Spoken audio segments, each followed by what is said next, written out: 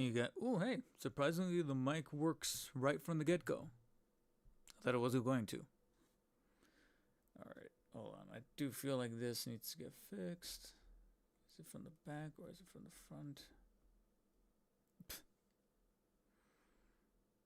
Actually, no, I think it was turned a little bit more.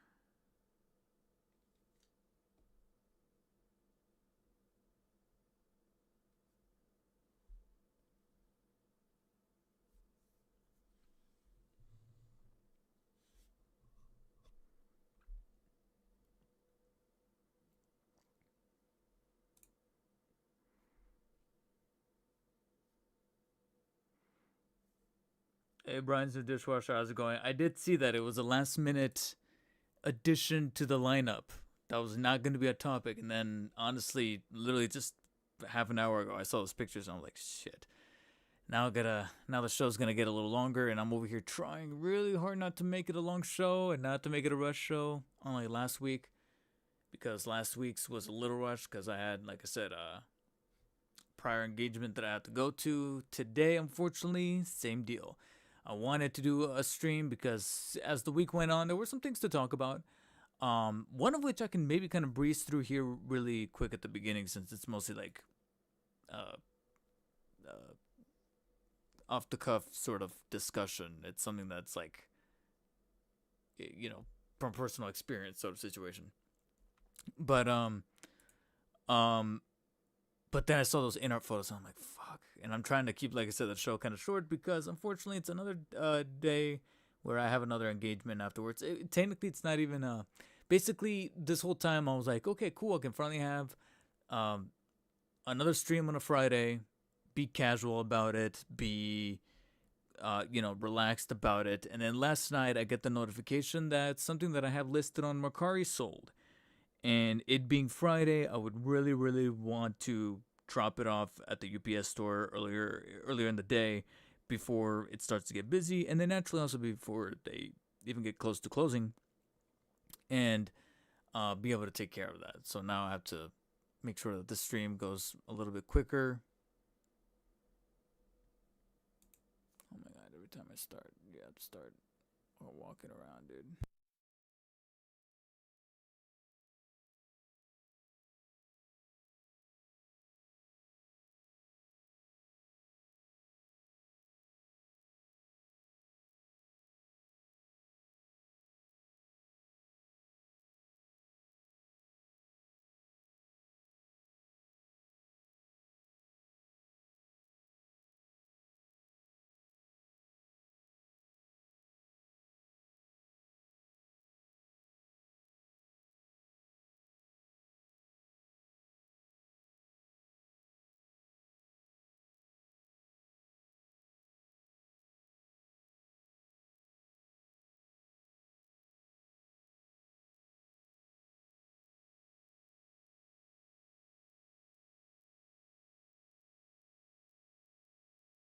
All right. Sorry. My mom in the kitchen. I'm sorry, in the kitchen and the living room this entire time. And then as soon as I go live, I can hear her outside the door, just kind of walking, pacing back and forth in the hall, pretending to like look for things. But I'm like, come on, it's obvious, you're trying to listen in.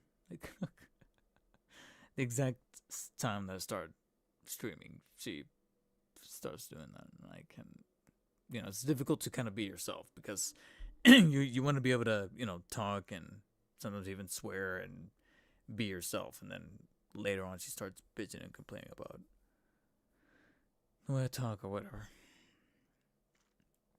But anyways, Skelly Bones, welcome to the stream. Another stream. Man, that was enough to chew on this week. One of which I'm gonna go ahead and just start talking about it now because, like I said, I don't want to spend too much time here because I actually do need to stop at the UPS store before it gets any later. Because right now it's like what, 1:45 almost. So I want to say, hopefully by 3ish, 3:10ish Pacific time, I could be out of here because there's a couple of UPS stores near me. One of them is kind of close. It's only about 10, maybe 15 minutes away, but it's so small and it's like right in the middle of all the businesses and right in the middle of all the, right next to a freeway. And 9 times out of 10, whenever I go in there, it's busy enough that the line is actually already going out the door and spiraling. And it's just and sometimes it is just drop offs, but then my luck is that I go in there and it's just, I don't want to say a Karen, but just, the typical situation of a lady.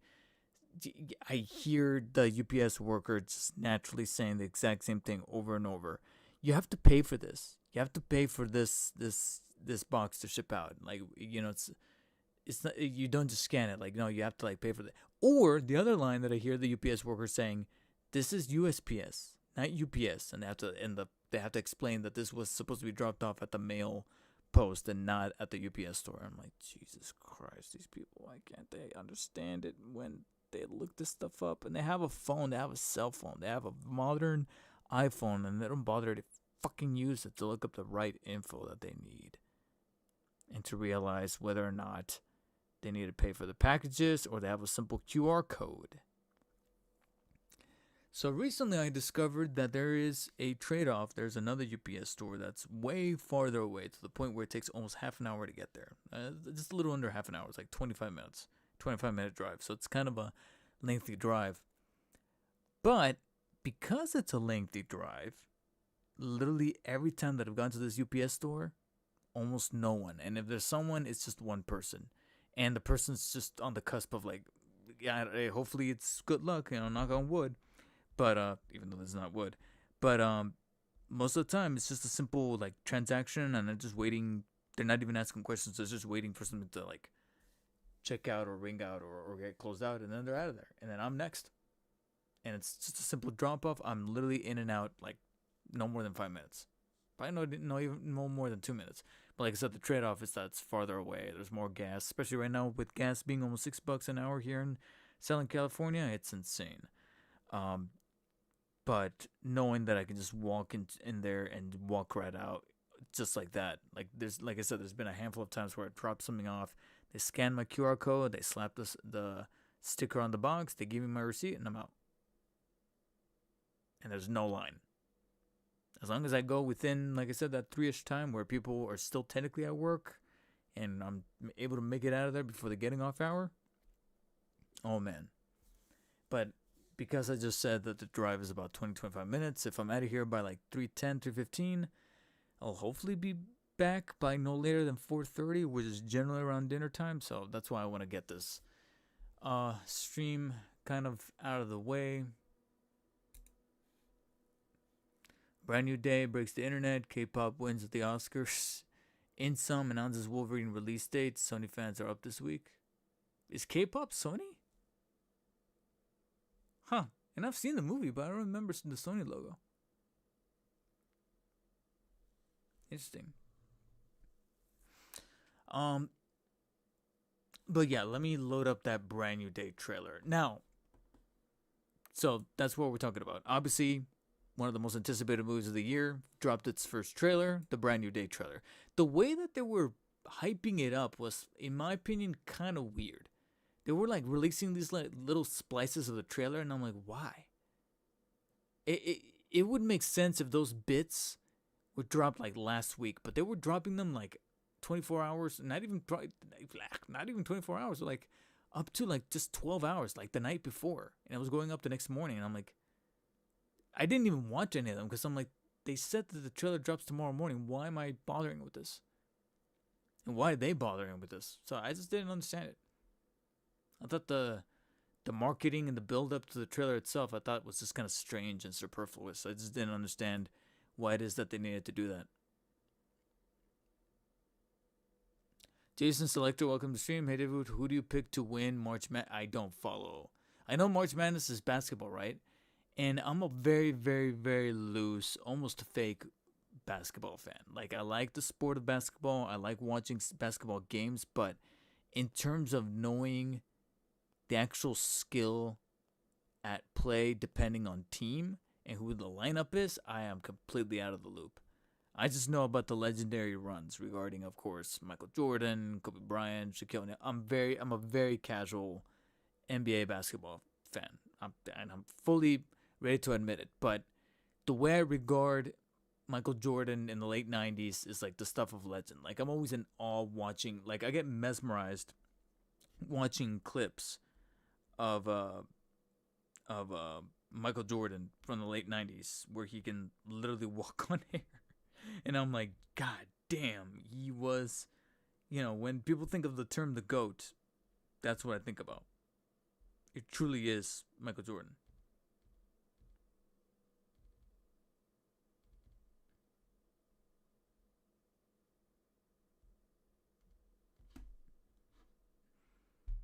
But funny that you mentioned Wolverines. Yeah, Wolverine is supposedly set for, what was it, September 15th? Let's hope.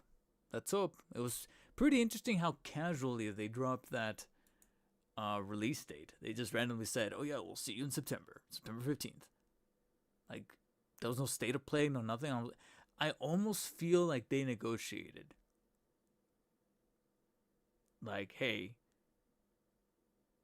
give us this release date, and come summer, when you guys have a PlayStation Showcase, we'll have the gameplay. But you gotta let us skip the state of play because we don't have anything to show there. But we will then give you a release date via a simple social media post across platforms a couple weeks later. And they said September 15th. So yeah, Wednesday was the Brand New Day trailer. And I do have it pulled up here. Full disclosure, we are not watching it. We are simply just going to skim through it and look at the different shots. I know that sounds disappointing, but this is Sony we're talking about. They are one of the most... Sony and Marvel. Two of the most notorious companies going after reactors for copyright claims. They are quick. In fact, let me just make sure I'm muted this. So like I said, I'm just going to be skimming through. And then on top of that, compared to the bigger reactors, I am a fucking nobody. So they're going to even be harsher with the quickness regarding those copyright claims. And plus, I already watched it. I'm sorry. Don't expect the reaction here. I full-blown just watched it yesterday after watching snippets of it across social media as I was trying to just navigate anything else on Twitter, on Threads, on Facebook, on Instagram. So I finally said, screw it. I watched it yesterday and I told myself, okay, let's at least skim through it during the stream and cover things as they go along. So one of the things that it was kind of getting a little bit criticized is actually the CG.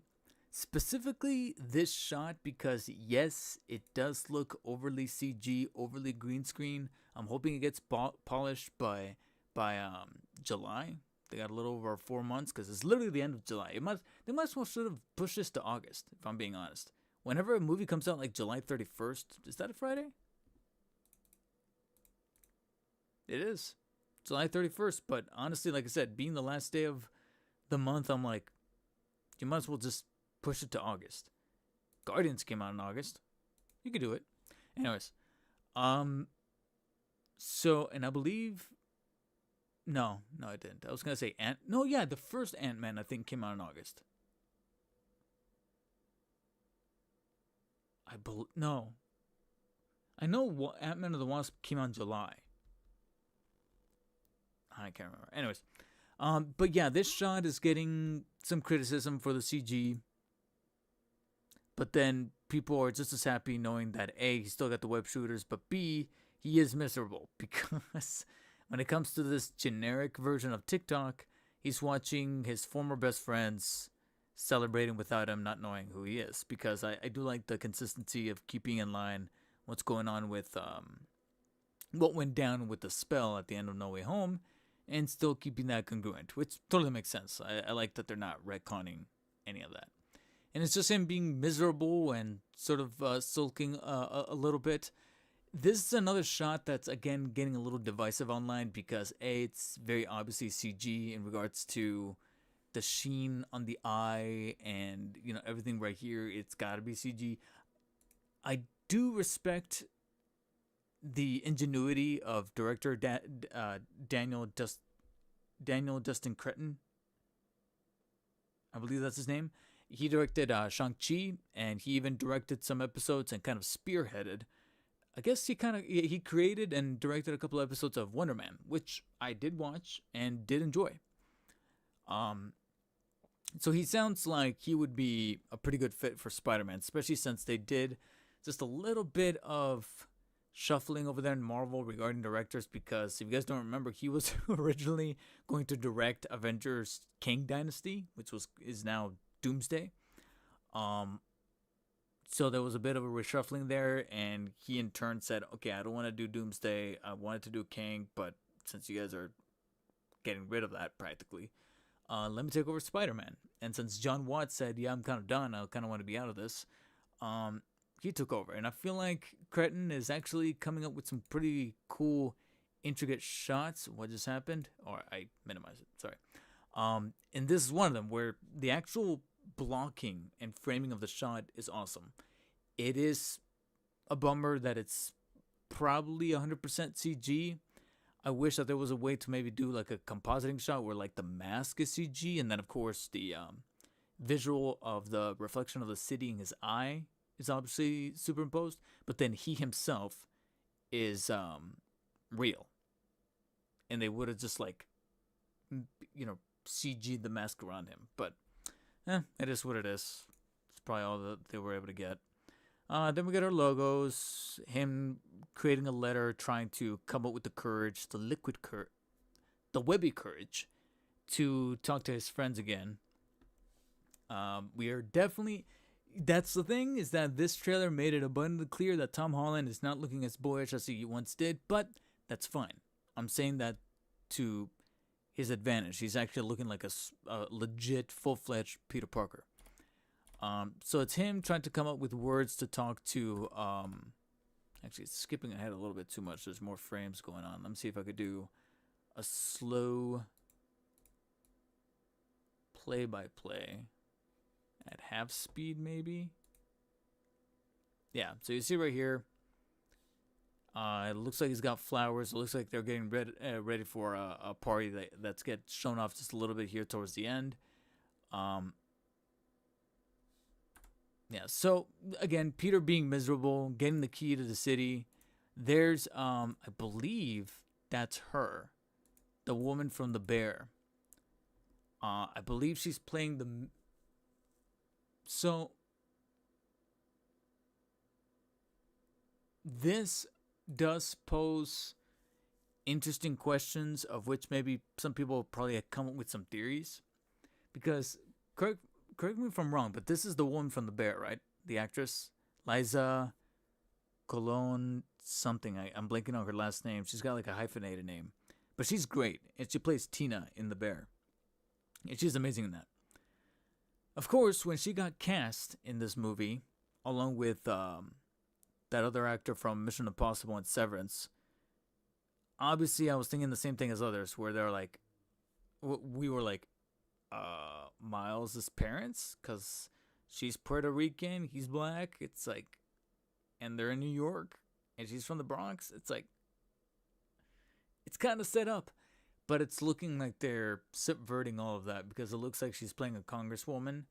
But here's the thing. Spider-Man receives key to the city. Oh, and this, hey, goddamn DualSense. Right there at the bottom. I just noticed that. You guys look at right there. PS5 controller. Of course. That's the thing with Sony, too, is that at times I feel kind of icky watching their movies, because there's just so much... It's one of the things where, like, whenever there's a Sony movie, a big blockbuster Sony movie, you know for a fact that they're going to shove a bunch of PlayStation bullshit in the movie to cross-promote. And I know that from a business standpoint, that makes total sense, but it just makes me feel icky, because it just takes me out.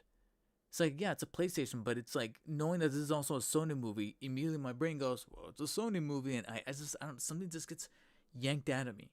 I don't know. Something just happens. I know it's going to happen. I know that it's not going to change. And I should... Just like Across the Spider-Verse had the scene where Genki is playing a PS5 and he's playing Spider-Man 2, one of our earliest looks at the gameplay.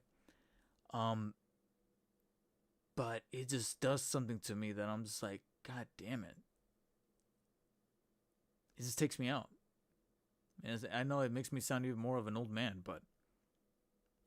That's why I know that whenever I see a movie like by A24 whatever, none of this bullshit's gonna be in there. But it is what it is.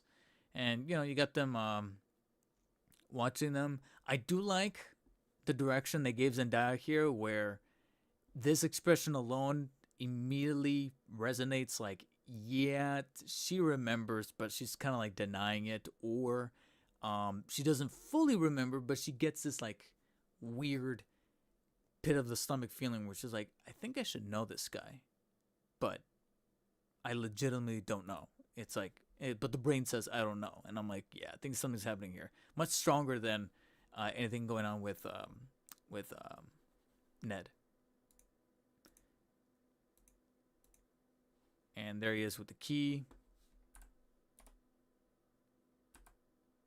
Him swinging, seemingly taking some stuff down. Okay. In the street, of which they proclaim is going to be a very street level Spider-Man, going back to the basics of street level. This is also, I think, footage from the sequence that was going viral a little while ago, where they were filming and they were actually using practical explosions and also practical stuntmen as Spidey swinging. But my fear is still present that all of that hard work by the stunt team is just going to get washed away and replaced with CG. With like CG Spideys swinging back and forth, CG explosions, and it's going to be kind of sort of for naught. I just get the weirdest feeling it's going to be for naught, guys. Hold on, I'm opening chat on my phone, that way I'm not... Here we go. Oh, okay, didn't miss anything. Because it looks like nobody's here today. Well, not that nobody's here, but... Anyways, so we got this shot. And then this gives us our first major introduction, our first major power player outside of Spidey, which is now Frank dealing with yet another costumed idealist. That web looks a little rough. Hopefully it looks a little cleaner, because look at those graphics. Look at those graphics on the web. That does not look good. I gotta be honest, it looks a little too shiny. And I know it's nitpicky saying the web, but there was one of the people I'm subscribed to on YouTube. They did a reaction, and they actually used this shot in the thumbnail. And even in the thumbnail, I'm like, why does the web look weird? What shot is that? And this was prior to me watching the trailer in full. And now watching the trailer, I'm like,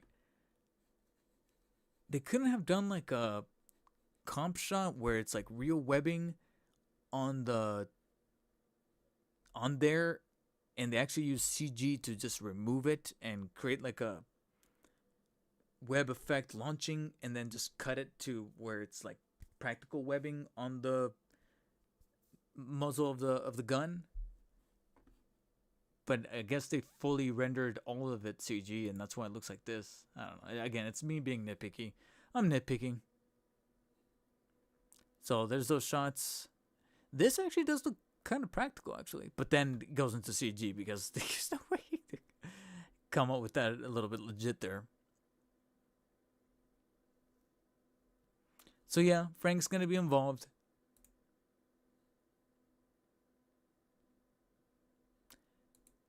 Very light. Well, actually, no. I was gonna say that. Yeah, I take it back. I was about to say that that's probably Frank's only scene, but there's actually some footage later on that might show that might not be the case. So that's the actor who plays Ezra in Star Wars Ahsoka. And people are already saying that he's playing MJ's new boyfriend. Obviously, since Peter's no longer in the picture. This is very archetypal for Peter Parker. Someone's always after his girl. I love how they're not naming him by name, but everyone's already unanimously agreeing that this is very, very likely Paul from the comics. One of the most hated characters in modern Spider-Man comics. And I'm honestly just so cynical that I almost kind of want it to be Paul, just to see what people's ire is going to be like. And this is giving me some Spider-Man 2 vibes with Tobey, because like this whole dilemma's happening. His his friends don't remember him, going through an identity crisis, and as for kind of foreshadowing the remaining half of the trailer, like he's going through some kind of metamorphical change that's punctuated here by him passing out. And even he asks, "What's happening to me?" Isn't that like another line also iterated by Tobey's Peter in Spider-Man 2? And seemingly it looks like he's coming out of some kind of cocoon. Webs are not working. Tom Holland is now jacked.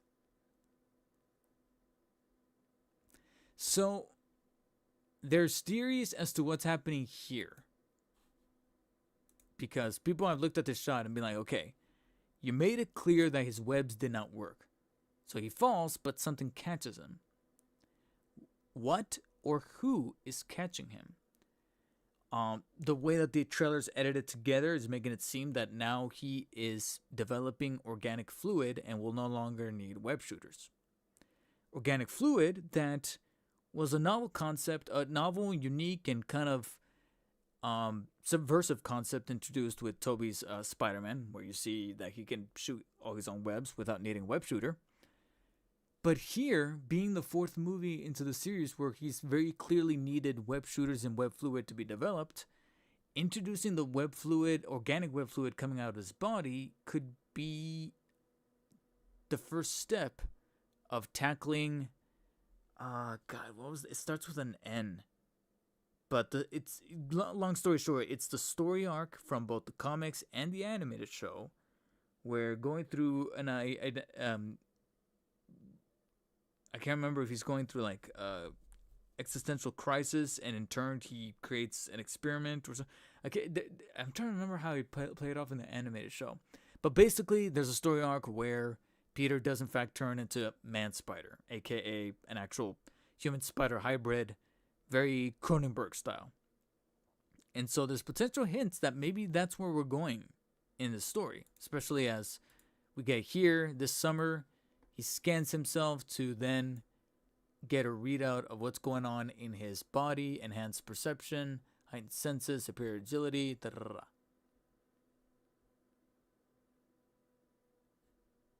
But then other people have started theorizing that, again, someone is catching him. Now, I'm having trouble believing that someone is catching him, because people have said, oh, it's Daredevil, oh, it's the Hulk. And I'm like, no, I think it's just organic webbing, because look, this was him before. You mean to tell me that Daredevil's watching him in the cocoon just like... And by watching him, I don't mean literally, because he can't. Hulk doesn't make sense for a thing we're actually about to see. Maybe Frank, but even then, I'm like, why would Frank go out of his way to help? He's obviously getting annoyed by him. He's going to have to reluctantly work with him later.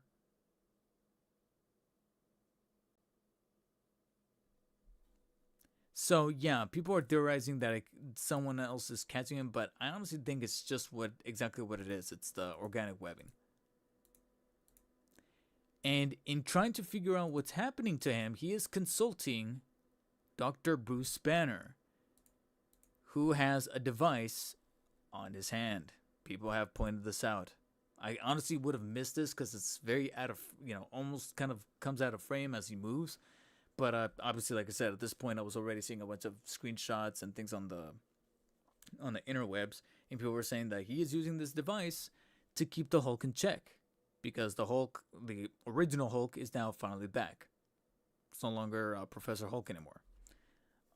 As he quickly, I'm gonna have to go back and watch the Shang-Chi end credit scene, because in that he hint that he's like, yeah, the Hulk has reverted back after the whole Professor Hulk debacle in Endgame, and he's using this device to keep him in check, which is why people are theorizing that traditional, like, I think like maybe Grey Hulk might actually be shown off here.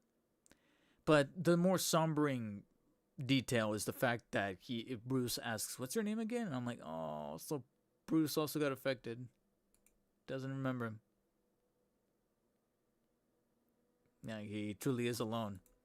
But again, this is the details. The fact that angry Primal Hulk is back.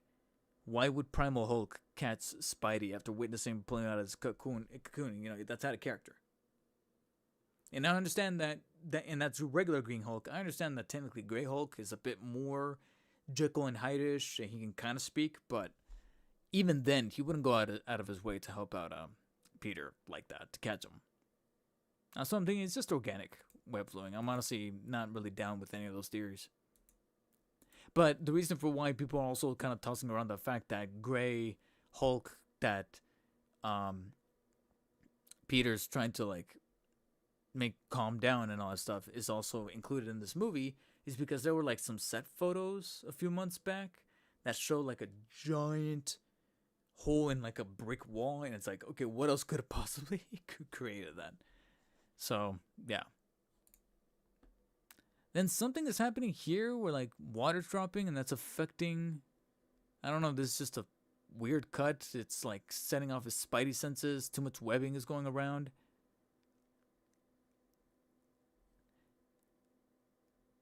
He's trying to sling, but it's not working. He visits May Parker's grave. Again, I'm trying not to... What the hell? Okay, so someone is being... Okay, someone's here. People are saying that... It's so weird how people are analytical, but people are saying that these hands belong to Sadie Sink's character because of how babyish they look. How small and feminine they look. And I'm like, yeah, they kind of do. But it's just crazy that people immediately are like, that's Sadie Sink. Something going off here. I have no idea. Some kind of facility. And whoever Sadie Sink is probably related to this effect, where apparently like a spirit is jumping in and out of these characters. And I'm blanking on his name, something Trammell, but again, he's the actor from Severance, and recently he appeared in the last Mission Impossible movie. Again, when he was cast, I was thinking that he was gonna be Officer Davis, but it looks like it's getting debunked, or he's playing somebody else. And people all over the internet are saying that this is also Sadie Sink's character, possibly. And it was at this point in the trailer where one of my greatest fears started to kind of rise up about the movies, that regardless of them saying that they're going back to street level with Spider-Man, and they're not making it a very like end of the world type of situation, portal in the sky sort of situation, they wanted to keep it street level because that's what Spider-Man is known for. Cool. That's a very great step in the right direction. But that step starts to get a little wobbly for me when you start to then put way too many of those street level characters in a singular 2 to 2.5 hour movie. Because best case scenario, this movie's 2.5 hours. And how many people do we have in here outside of Spidey? We have the Punisher, we have now Scorpion, we have Professor Banner, aka Hulk, Sadie Sink's character, and then another enemy faction that you're about to see. Now, granted, the concept of the Scorpion actually does look pretty nice. Although I'm surprised that he didn't get stabbed right there. He's supposed to have a goddamn stinger at the end of that. But I'm so glad that Michael Mando's getting his flowers after that tease at the end of Homecoming, literally almost 10 years ago, 9 years ago. And we're finally getting a proper Scorpion with Michael Mando, one of my favorite character actors. And again, it looks like he's struggling. This is what made me go, okay, maybe we will get more Frank, because not... Wait.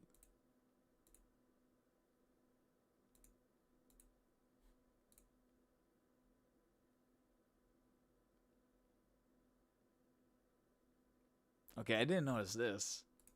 And I haven't heard anybody else say this. So we have another shot that's clearly at night with Punisher. and thus indicating that hopefully that sequence from before is not going to be the only scene that he's in. Because I was kind of worried that that was the only scene of Frank being in the movie. But it looks like he might be appearing more than once. With that said, is this the highest definition it goes? I'm pretty certain that these fuckers, this is Sony and Marvel, you guys can't post a 4K version of the trailer? Whatever. 1080p? We're past that. Anyways. I haven't seen anybody point this out, but now watching it in slow motion, this shot right here, is it just me or is that shirt CG? What do you guys think? Am I looking into things? But that shirt is looking kind of CG-ish. Almost as if they put it to cover something else up. A new suit? They don't want to give us a cleaner, non-production photo look of his actual like skull and outfit?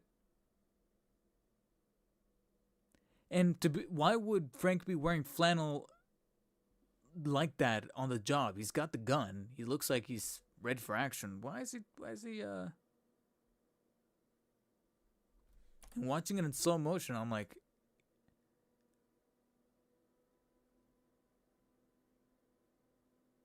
yeah, there's something about it. It's a little curious. And speaking of something looking a little curious and off, MJ looks kind of off here too. Is it just, look at her head. I definitely feel like we're approaching Infinity War Endgame's levels of manipulation. Outside of the obvious shot that everybody's sharing right now. So everyone's pointing out a specific shot here towards the end that we're going to tackle. But I'm also going to toss in this shot of Frank's flannel that looks a little CG-ish. Possibly covering up another outfit there. And then MJ here, maybe it's just bad green screen, but MJ herself also looks a little floaty.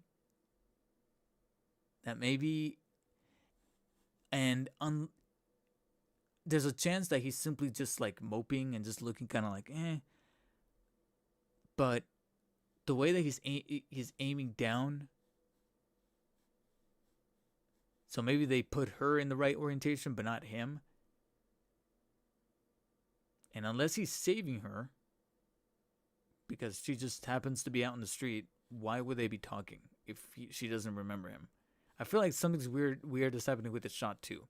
And hell, we might not even see this shot at all in the movie.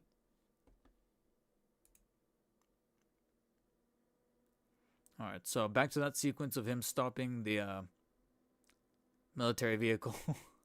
This one's a funny one because people have said that this is possibly Rogue. Get the fuck out of here. No, it's not. Because she's wearing green and she's got dark hair but with a platinum streak there at the front. I think they're just trolling around. And then we get like a compilation of like a bunch of comic panels, which I'm praying to God is not a montage in the movie, because then it's going to feel a little hokey. But obviously we got clips from shots from the different comics, specifically Amazing Fantasy 15. The others I can't remember, but I know that they're comic recreations, like this one. But I'm almost willing to bet that they're gonna be it's gonna be a montage. But then we get this. Again, what were we saying? That things are looking incredibly busy. We said Punisher. We said Professor Hulk. I keep wanting to say Professor Hulk. Professor Banner, aka Hulk. Sadie Sink's character. Spider-Man himself dealing with his whole cocoon metamorphic stage. And now we got the hand.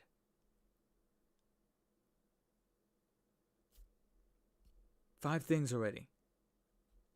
And on top of the fact that supposedly Keith David is also in this movie. He's the one that's narrating the lines about the spiders during the segment of the trailer. Again, I don't want to unmute it because I do not want to risk any further potential of copyright more than I've already done so here by showing some of these shots. And things get a little dire and extreme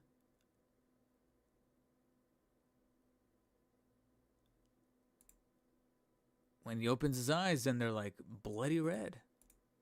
Well, not bloody red, but bloody dark. Something definitely looks off right here.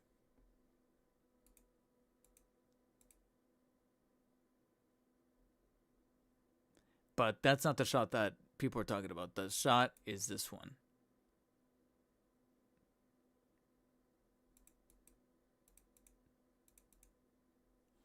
This is the shot.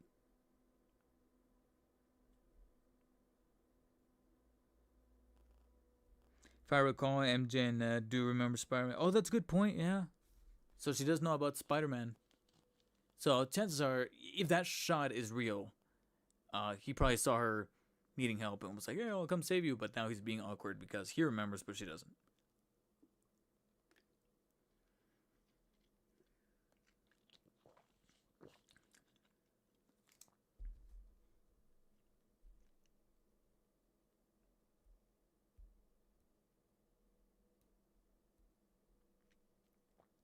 But yeah, this is the shot that people are talking about. Because people were impressed with the shot of him taking on the Hand, including this new leader here, whoever this person is.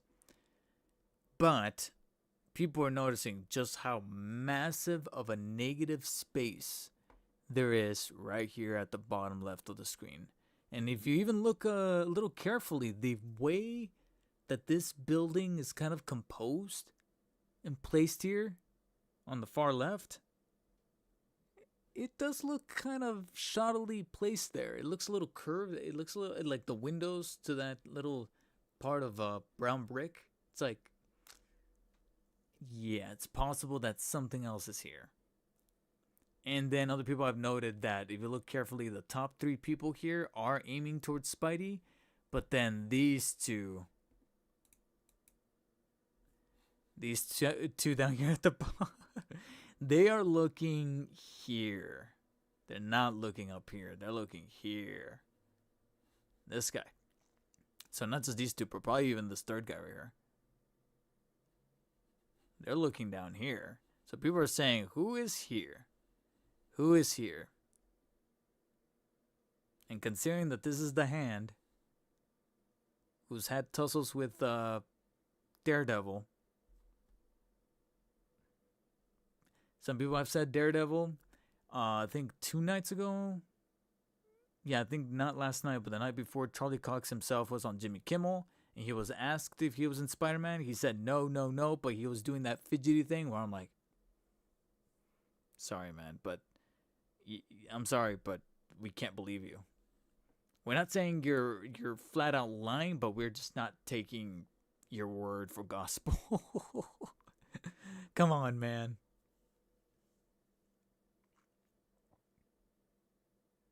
Now, some people have said that it would be neat if it was Shang-Chi himself. Don't know if Shang-Chi would have a direct, quarrel with the Hand. It makes more sense for it to be Daredevil, especially with Frank being involved. He's like, well, Frank's going around screwing things up. It honestly makes more sense for it to be Daredevil. But the only reason for why I would want it to be Shang-Chi is just so that we can get some Shang-Chi. Because the movie came out 5 years ago. And since then, we should have already had the sequel and probably the prep for number 3. And poor guy is probably barely appearing for the second time in Doomsday. Why did I say probably? He is. He was on the chair. So I'm like, give us something. But another thing that kind of makes it likely that he's not, it's not Shang-Chi. It's also because it's New York. Shang-Chi is technically based in the West Coast, in San Francisco. So that's why I'm like, yeah, it might not be Shang-Chi. It would be neat. But the only real connection for it to be Shang-Chi is because it's the same director. But no, I think logically, based on just like I said, Residence, it would be Daredevil. Some others have said maybe Hulk. I would take a Hulk and Spidey team up. But no, my Spidey sense is going towards it being Daredevil.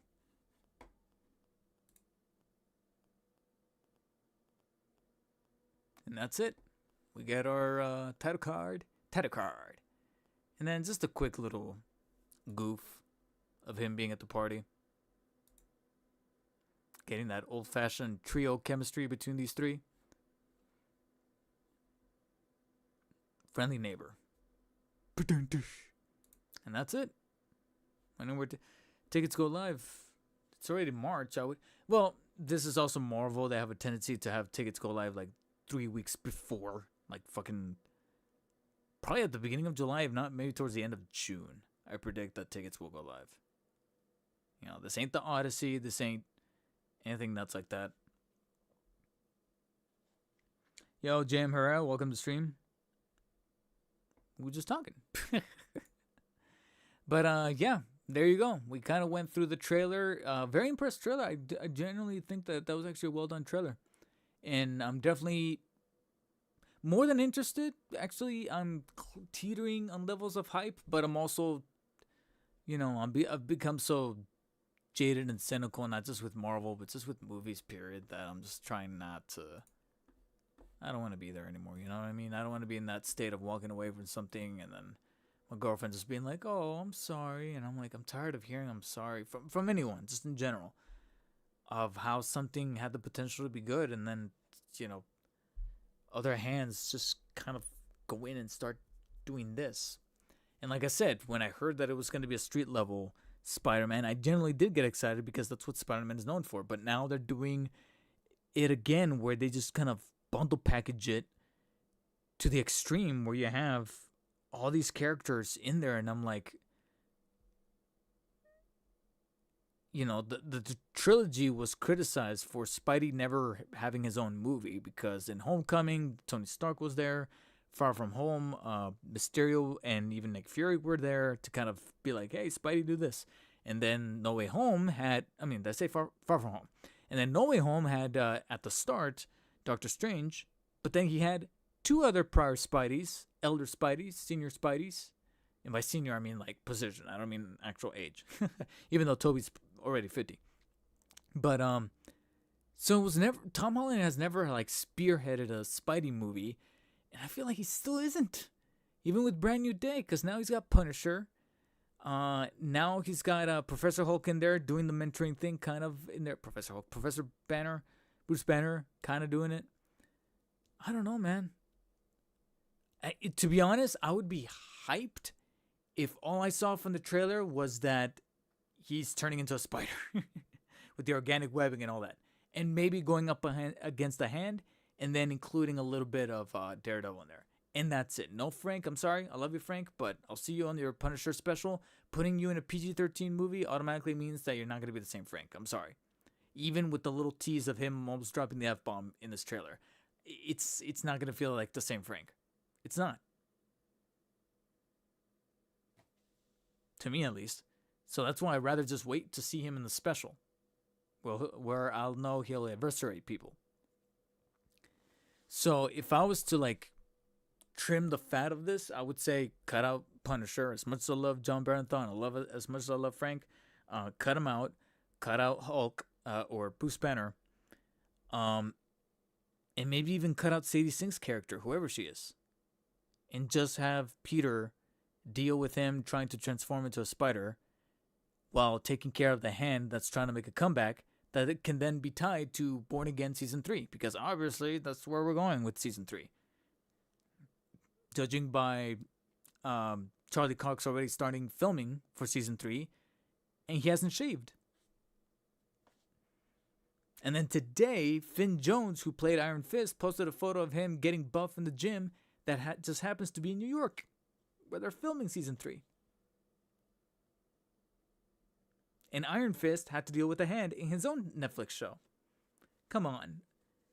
All the pieces are in place. Big Whopper, welcome to the stream. Shang-Chi in Doomsday, he'll be fine. Yeah, no, he's in Doomsday, yeah, but He had a movie, and now he's just appearing in other movies. Where's the sequel? I actually liked the first movie. Where's the sequel?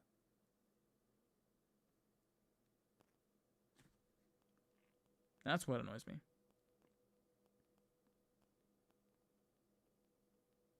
No, Skelly Bones. They want to get this out before Doomsday.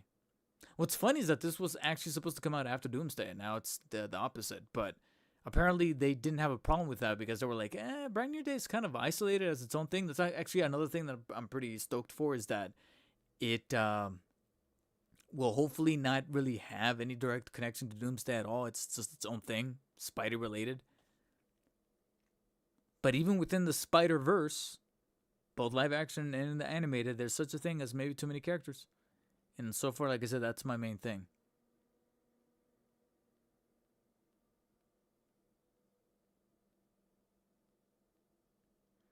Can't have Spider-Man on his own. Yeah, because it's with the MCU thing. Well, I don't know. Like, who has the rights to actually make a Spider-Man movie like that? It's Sony. Then just make it. But then when Sony does it, they're like, well, we're going to make Venom. Well, we're going to make Morbius. Well, we're going to make Craven. Who is it? I honestly just want somebody to have the fucking rights. Just give them to Marvel, aka Disney. So we can get a Spidey that's simply just got one batch of villains while dealing with his own bullshit of trying to get the girl or trying to balance out his life, just like Spider-Man 2. That was Spider-Man 2. And that's why it's one of the greatest. And look what happened in Spider-Man 3. You put Sandman, you put the symbiote, you put Venom, you put there was something else in there, wasn't it? Technically John Jameson. I mean, I'm sorry, no, that was Spider-Man 2. No, that was one other thing in Spider-Man 3, wasn't there? I don't know. But that was one of the criticisms of Spider-Man 3, is that they were putting in too much, and they had to tack on Venom there at the end, which was a mandate by Sony, not by Sam Raimi. Sam Raimi was pushing up against it, but he was forced to do it. And that could very much happen here with Spider-Man, with Brand New Day. I'm sorry, but I'm trying to remain cautiously optimistic, but that's my main worry right now. Too many characters. I'm already counting like 5 on my hand from just the trailer alone. If I had it my way, I would have stripped it and just kept Spidey becoming a man-spider, dealing with the organic web. Maybe having a cameo, not shown in the trailer, but just have it be a surprise cameo by Bruce Banner, not turning into the Hulk, to consult for scientific explanations as to what's happening to his body, and that's it. And then the only other character that appears in the movie to help out Spidey defeat the Hand, who pops up as the main antagonist, the main external antagonist, is Daredevil, because he's got connections to the Hand from the Netflix show. And that's it. No Frank, no Sadie Sink character, no Bruce actually turning into the Hulk and dealing with that. That's it. CM Bronk, welcome to the stream.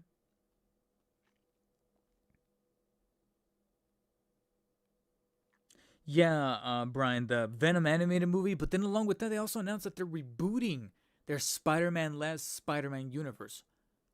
Why? And don't answer that. That's a rhetorical question. I know why. Because you want to keep the fucking rights.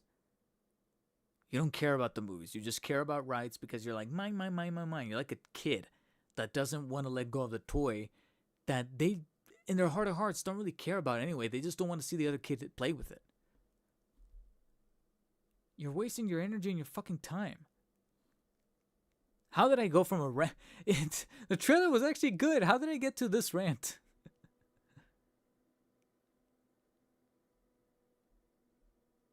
And that's also another thing to really celebrate, is the fact that Tom is now the first actor to get 4 Spider-Man movies. To get 4 proper Spider-Man movies. Granted, of course, like I said, my devil's advocacy is the fact that they're not really true Spider-Man movies because he's always paired up with someone. And Brand New Day looks no different. Why hasn't Sony just made another Spider-Man movie instead of making...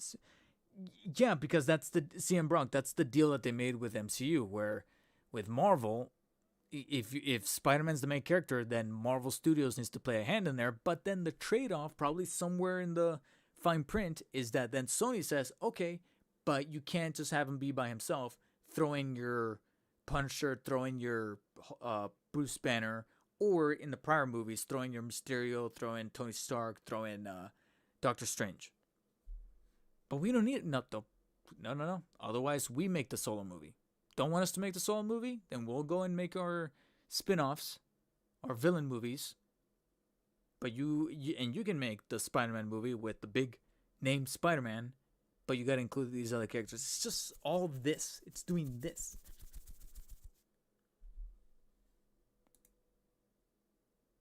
Tired of this shit, man.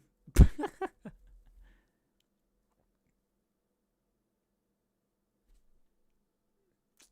so pissed that dust is just floating all over the room.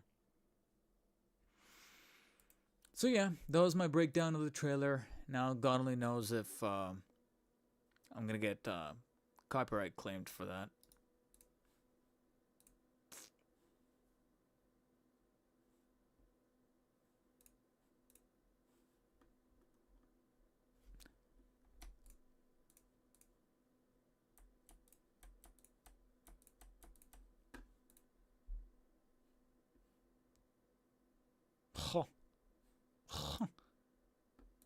Yeah, obviously.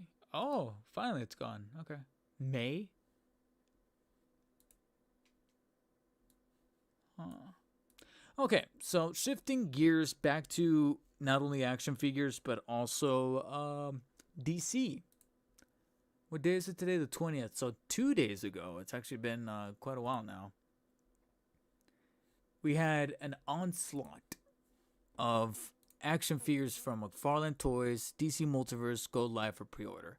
And the majority of them were of collector's editions of characters that some people probably had a novelty for, and then others some were liked or desired more than others. But all of them were completely untouched and unrivaled by how many people were clamoring for the Jack Nicholson 1989 collector's edition figure from McFarlane Toys. The Joker, aka Batman, I noticed that it doesn't say 1989 because at the same time they don't want to have it be attributed to the movie from a legal standpoint. According to their, I'm surprised that it doesn't say it's available for pre-order now. I'm surprised that here in the description they don't mention it, but supposedly this is based on the 89 comic and not the movie, explaining the subversion of the likeness on the head sculpt, which is funny because McFarlane is known to not really nail the head sculpts when it comes to live action actors in the first place. So go figure, they're back to square one, what they're known for. That didn't stop people from just obliterating the pages. Literally and without question and without remorse and dubiousness. The damn thing is the main page here. Yeah, and over here it says that it's funny because they kept saying it verbally, but now here in the description there's nothing being mentioned about the comic. The 89 comic. That's devious. Probably even a little risky. So that's interesting. But what I was going to say is that surprising literally no one. Judging by the way that it was being talked about, by the amount of people that were posting on Reddit and the Facebook group for McFarlane Toys, etc. People kept asking, when are the pre-orders going live? When is the pre-order going live? Like the time. What's the time?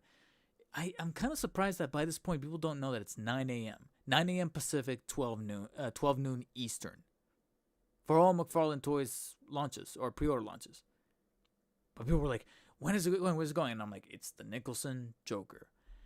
So, surprising no one, this sumbitch sold out everywhere. Probably within a span of minutes. Sold out completely from McFarlane Toys themselves, obviously. Also sold out at Best Buy, which I didn't even know that they sold it in the first place. But sold out even at Best Buy.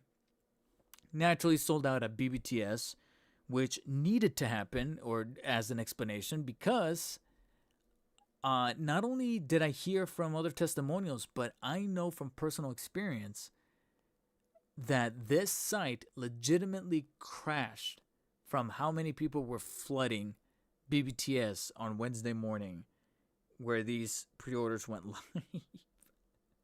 BBTS was not working. And naturally, when the site finally worked, it just brought you to this page that just says pre-order sold out. Now it's sold out at Entertainment Earth. When I checked it yesterday, even going into like the noon time, like 12 or 1 o'clock in the afternoon here, Pacific time, it was still actually kind of available, but for good reasoning. And that's because it's Entertainment Earth. If you're just buying the figure by itself, you're not only paying the MSRP, which is $35, but then you're lumping, I think, like $16. I remember, I think that's how I know that it was available for a good amount of time. It's because I was actually capable, even after breakfast, to go in here and add it to my cart just to see what the subtotal would be, and it came out to like $52?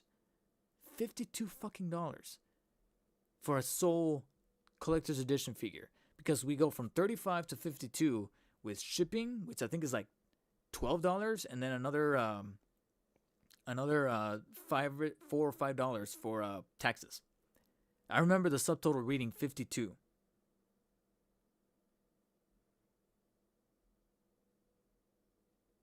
And with Entertainment Earth, on top of that, you might get the default version, or you might get the variant. Which, let's see, there's a photo here. There is a photo. Great, because I really want to point out how butt-fuck ugly this thing is. I'm sorry, I know it's a novelty. It's modeled after like the Kenner version of the figure that came out actually in '89 proper. But no. No. This ain't it. This ain't it for me. And also, I love how I blew up this photo because it shows the picture here with this portrait, this painted portrait that is done from a technical standpoint, is painted and sketched out beautifully. But I just love the fact that it's very, very, very, very obviously not Jack Nicholson on the head sculpt there. And then on top of that, we have Arkham Asylum in the back. I could be wrong, but I don't think we ever saw Arkham Asylum in '89 Batman, did we? That almost looks like the gate from the games, the Arkham games. I could be wrong, though. I feel like after a while, all the Arkham Asylum gates that you see at the top, they kind of start to blend with one another. But yeah, that's another thing, too, is that if you order from Entertainment Earth, there's a chance that you might not even get the default one. You'll get this, like I said, really ugly variant that is probably just there for completionists. Otherwise, this color scheme, I'm sorry, I don't like it. It's one of the few times where the platinum is most definitely not the business, is not it.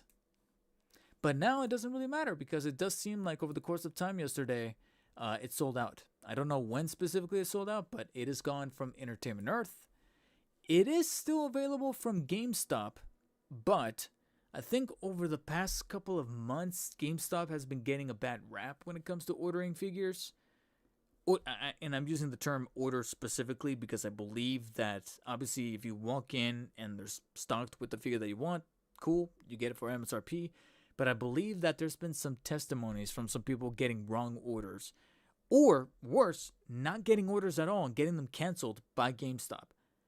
Like, I think the Jessica Cruz Green Lantern was getting just everywhere getting canceled by a bunch of people that ordered through GameStop. It was like an epidemic. Yeah, it was like an epidemic. And it was nuts. And then on top of that, you are paying for shipping, because free shipping is only for orders $59 and up. So unless you're going to bundle a game or something else in here, you're looking at shipping costs. Because right now it's only available for shipping, no in-store pickup. So naturally, that means that it's going to be available for pre-order right here. And this is probably your only real way if you're willing to spend that extra bit of money. And I believe that with, I could be wrong. Oh, yeah, right here. Or Chase. You also risk the chance of getting that ugly Chase. I'm sorry, but it looks terrible.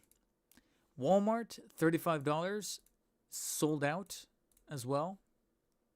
And then Amazon sold out as well, completely. Funny story about Amazon, though. Funny story about Amazon. Because David, I don't know, has anybody asked this? It is available on AliExpress for around $57. Tony Kayat official, welcome to the stream. Also, keep in mind you're talking about AliExpress, just like with GameStop. The shit's either gonna get canceled or you're gonna get a rock. You're playing Russian roulette, ordering from AliExpress, ordering anything from AliExpress. McFarlane got me with the Hellboy. Isn't that coming out on Monday, the 23rd? It looks pretty comic accurate.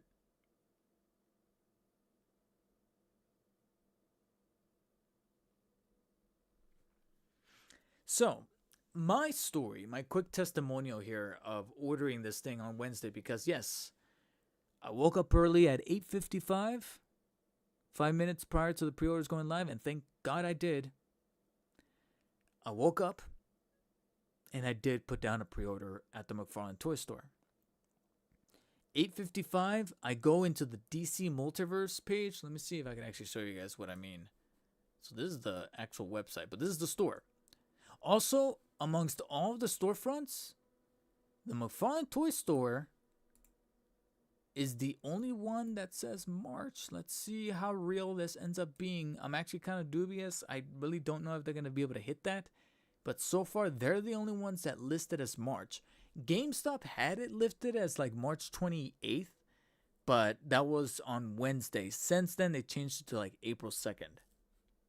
I think I already closed the GameStop page.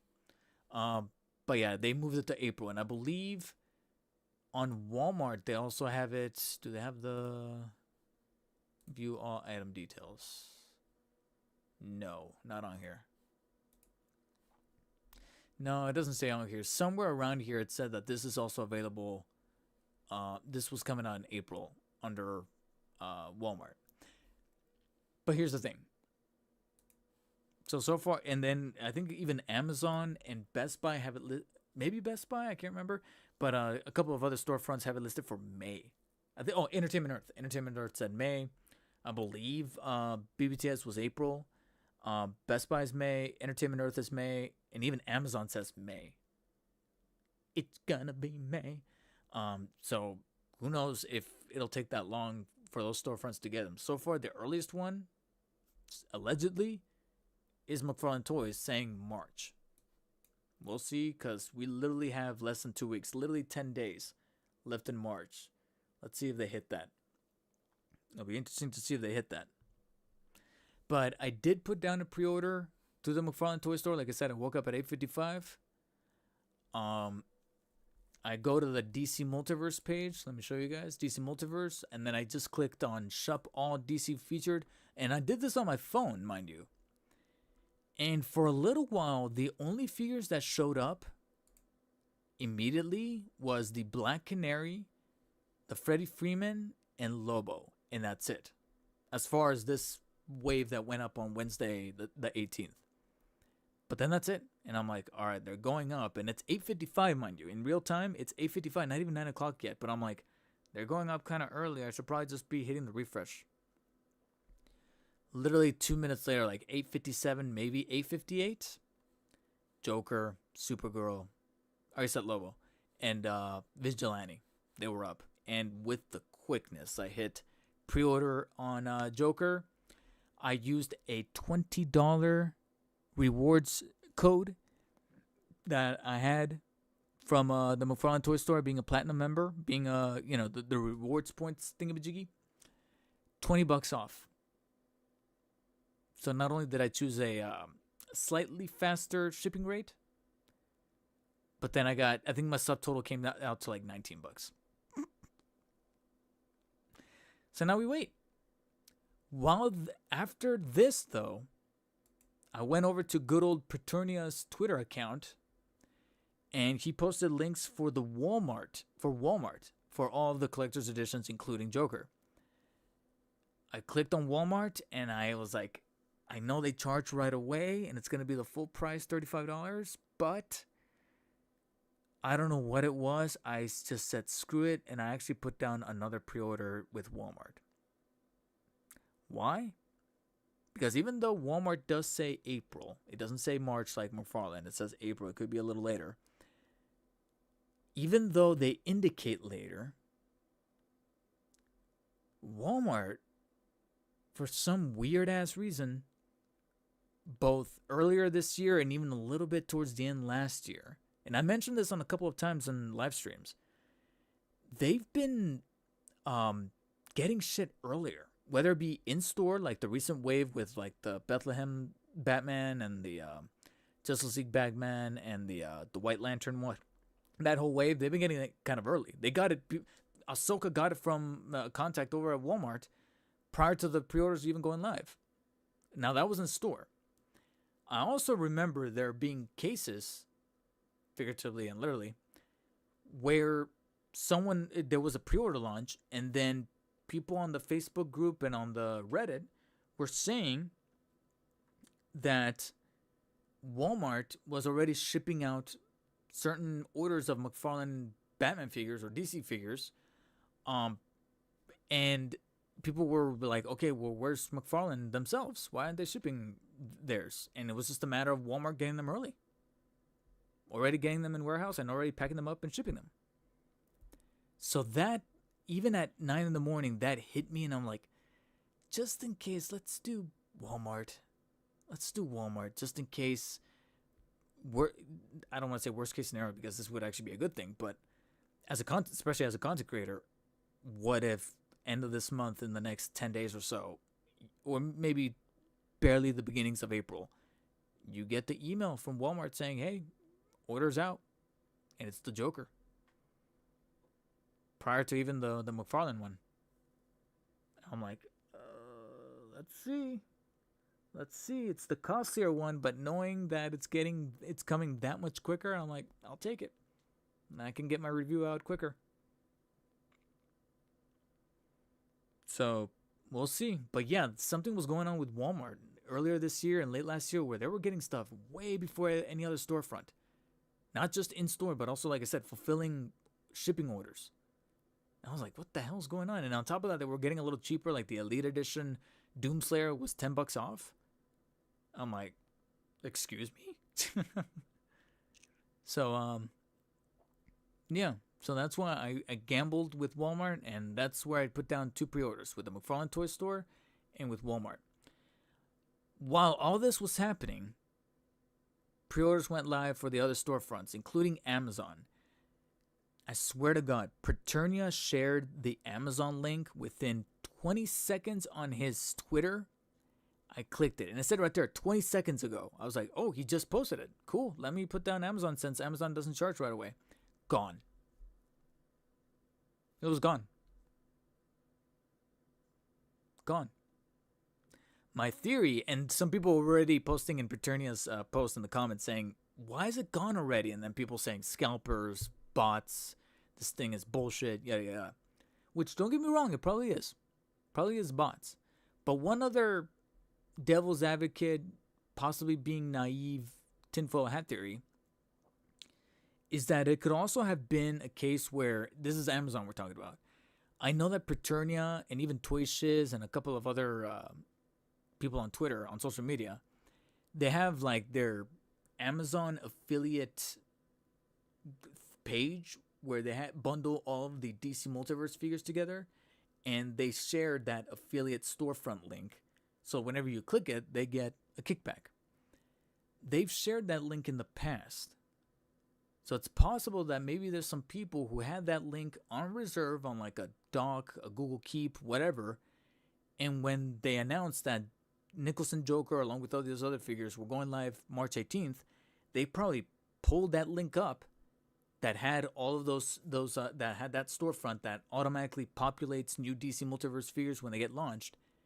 And they were just checking that. They weren't checking for the individual links. They were just checking for that storefront that they had saved from probably months prior. And it's possible that similar with McFarlane, similar with Walmart, those links might have gone live a few minutes earlier, like around 8:57, 8:58. And they saw it and they're like, oh shit. So while I was dealing with Walmart and the McFarlane Toy Store page, people yoinked them from Amazon. So by the time I checked, they were gone, even though Paternia finally manifested the individual links. And I'm banking that that's what happened. And to a similar extent, that's exactly what happened with BBTS, because I, out of curiosity, said, let's check out BBTS. I already had my 2 pre-orders, but I was just more really curious. Let's check out BBTS. And on my phone, there I was just waiting for a good couple minutes. BBTS was not loading. I was like, Jesus. And sure enough, I go over to Twitter and people were saying, and Paternia started sharing links for BBTS. And everybody in the comments was like, what the hell, dude? Like, get your shit together. Why isn't the site working? Imagine if you got the chase from McFarlane. McFarlane doesn't do chases like that. The only way to get a chase directly from McFarlane is ordering the case. Because then it'll defeat the purpose of selling the case. This case right here, actually. This one. Because the case comes with 1 chase. So you get 5 normal figures that you could probably sell.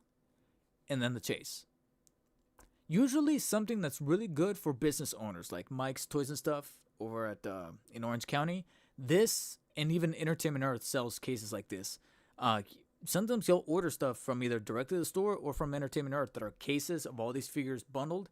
And that's how he pulls his stock.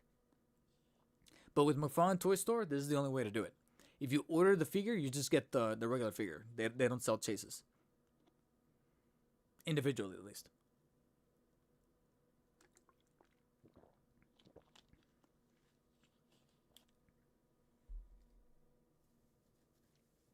So is McFarlane not putting out enough product, or are people so enthusiastic over the figures? With Joker, I honestly think that it's the latter. I usually am cynical in saying that this could be manufactured scarcity, but it is the 89 Joker. I'm like, this actually could just be people really been wanting this figure for a good while. Or it could be both.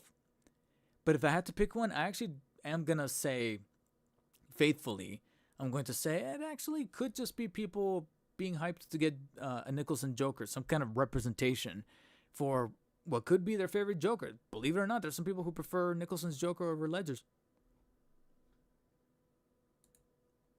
It also depends on time, where they grew up or which one they grew up with. So yeah,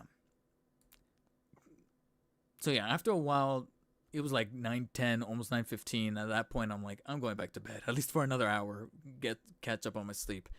Because at that point, like I said, BBTS was not functioning. Amazon was gone. Entertainment Earth was still available at the time, but like I said, I hypothetically added it to my cart just to see what the subtotal was going to be, and it was going to be $52. I was like, no. And you risk getting that ugly chase? Nah. So I was pretty satisfied with the orders I put down, the 2 pre-orders. So I do have pre-orders stacked up, so I intend to review this guy when the time comes. Right now, all we got to do is just being patient. The only thing I know is that with McFarlane, it does say March. They haven't changed it, so maybe by end of the month, they'll ship it out, God willing.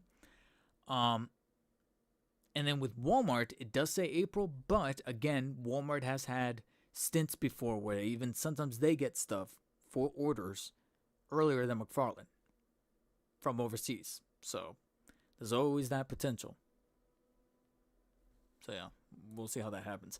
And then really quickly, I can't remember where I saved it. I can't remember if it was Reddit or Twitter. It was not Twitter, because I'm just checking right now. I almost want to say it was Reddit. Either Reddit or maybe even Facebook, where somebody was ranting bad about their experience getting, was it this? I think it was this.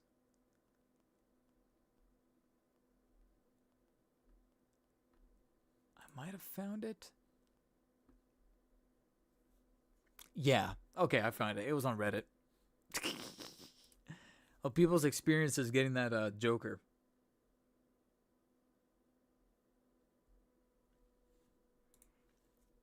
All of the Jokers were gone in less than a minute from the McFarlane Toy Store. Had to get mine from Entertainment Earth. Amazon's were gone in a minute. Same. BBTS was having issues. Sucked it up and ordered Joker and Black Canary from EE. Probably the last 2 going in my collection. Baby Toaster's working like ass. Also having the same experience. This is a mod too.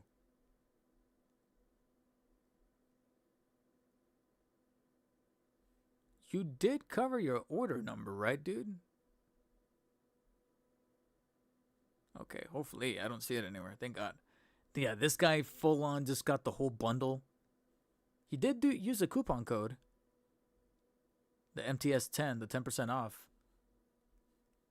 But yeah, he got the whole thing. All 6 figures. Pfft. Which I believe... Let me see, just in case. I believe that bundle actually is still available. So if you do want to get... I could be wrong.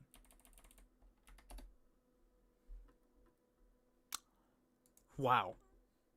That's literally your only way right now to get Joker is to just suck it up and get the bundle. It's $210 MSRP. The only reason why you see this price before you go and be like, oh my God, you get a sale. Or an even bigger sale. 2 things. 1, yes, they are bundling. But 2, I get an extra, I think, an extra 10% off because I'm a platinum member. Now, to be fair, my platinum membership, which I won as a giveaway thing at the San Diego Comic-Con event in the past July, I didn't pay for it. I simply just won it because they were doing like a claw machine type thing, and I won it. It does expire in July because that's when I got it at Comic-Con, or during their off-site Comic-Con events. So I only got 4 months, about 4-ish or so months left of my platinum membership, and I don't intend on restating it because literally, almost poetically, around that time is honestly when the Mattel stuff is going to start dropping. So I'm like, I think that's kind of a sign. But yeah, right now it looks like this bundle's the only way to get Joker, honestly. But of course, it comes with 5 figures that you probably don't even want.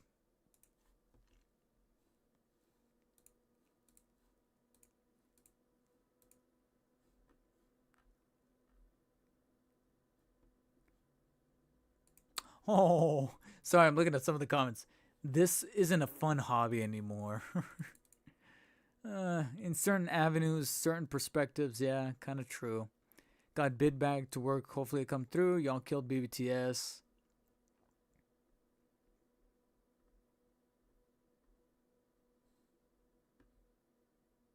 Yeah. Yeah, I've been checking MTS. Sometimes the main page is not it, guys. You guys have to go to the... Oh, yeah, there you go. They actually showed up 5 minutes early on the second page of the DC listings. That's... Don't get me wrong. That's something that McFarlane needs to work on. Like, guys, fix it. Sometimes when a pre-order goes live, like Wednesday did, sometimes those figures don't even show up on the first page of the DC Multiverse tab. You actually have to go into the second page because the first page is populated by something that's already in stock. So it's almost like it's prioritizing those, and then you have to go underneath and be like, oh, there's a pre-order. It happened, not the first time it's happened. It's happened a couple of times like a few months ago. Oh, when the Batman Returns stuff went up. Yeah, they need to fix that. That's stupid. Something in the code. But then again, why would they if the DC license is...